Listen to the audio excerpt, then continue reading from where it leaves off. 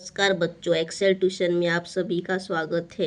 इस वीडियो में हम तिनका और तूफान इस 9वीं कक्षा के पाठ का हम सवाल जवाब देखेंगे। ये भाग दूसरा है, पार्ट 2। तो चलो शुरू करते हैं। तो आश्रय, आश्रय मतलब सहारा, शरण, जिसमें हम आश्रित होते हैं उसे हम आश्रय कहते हैं। खुशामत, चापलूसी या आवभगत। घृणा, घृणा नफरत, हेट्रेट। फैलाव, विस्तार, लंबाई या चौड़ाई, फैला हुआ। स्प्रेड, हिम्मत, साहस। धमकी, अहित की चेतावनी, घुड़की। इलाका, रियासत, क्षेत्र। किल्लकारी, हर्षध्वनि। अब हम मुहावरे देखेंगे। गुम हो जाना, खो जाना, गायब हो जाना। क्रोध से कांपना, बहुत गुस्सा आना। गर्दन झुका देना, घमंड टूट जाना। ललकारना, चुनौती देना, आवाहन करना, मनौती मनाना। कार्यसिद्धि हेतु पूजा का संकल्प करना, विन्नति करना। पाँव में झुक जाना, समर्पण कर देना, भाप लेना, अनुमान लगा लेना। तेवरों से खेलना, गुस्से का उपहास करना। निम्नलिखित प्रत्येक प्रश्न का उत्तर 40-50 शब्दों में लिखिए। पहला, तिनके के पेड़ की खुशामद कैसे की? जवाब, तिनके ने पेड़ की खुशामद करते हुए कहा कि दूर से जो तूफान की आवाज़ आ रही है उससे उसे डर लगने लगा है। वह जानता है कि छोटा होने से वह तूफान में गुम हो जाएगा। तू तो बड़ा है, तो बड़ों का धर्म है कि छोटों की रक्षा करे। क्या वह उसे आश्रय देगा? दूसरा जवाब, पेड़ ने तूफान की धमकी का क्या उत्तर दिया? जवाब, पेड़ ने तूफान की धमकी का क्रोध से जवाब देते हुए कहा कि वह इस जगह बरसों से खड़ा है।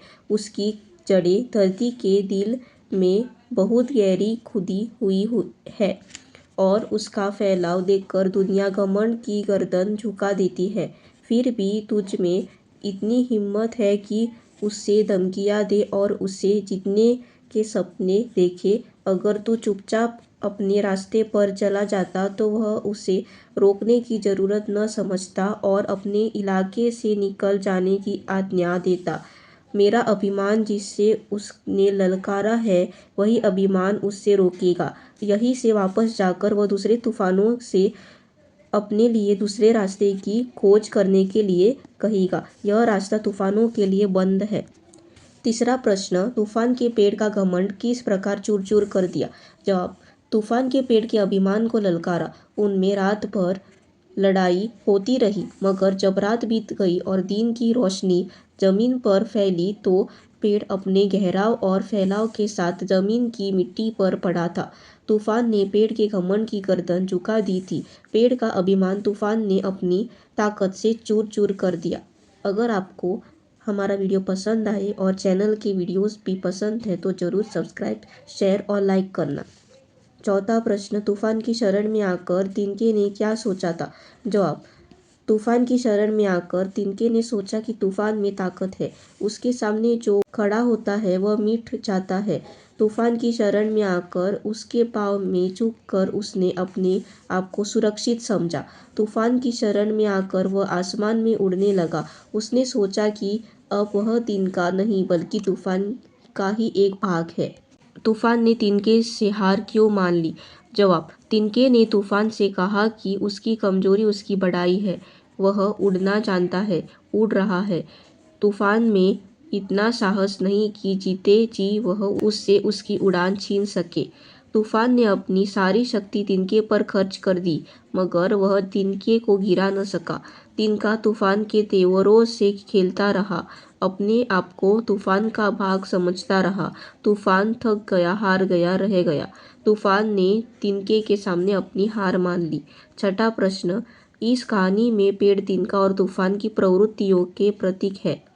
जवाब, इस कहानी में पेड़ अहंकारी मनुष्य का, तिनका कमजोर परंतु व्यवहार कुशल व्यक्ति का और तूफान उद्दाम बलशाली व्यक्ति का प्रतीक है।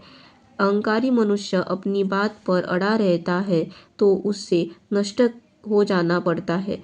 कमजोर मनुष्य अपनों की परिस्थिति से समझौता कर अपनी रक्षा करता है। बलशाली व्यक्ति अपनी शक्ति के घमंड में चूर चूर हो जाता है। धन्यवाद।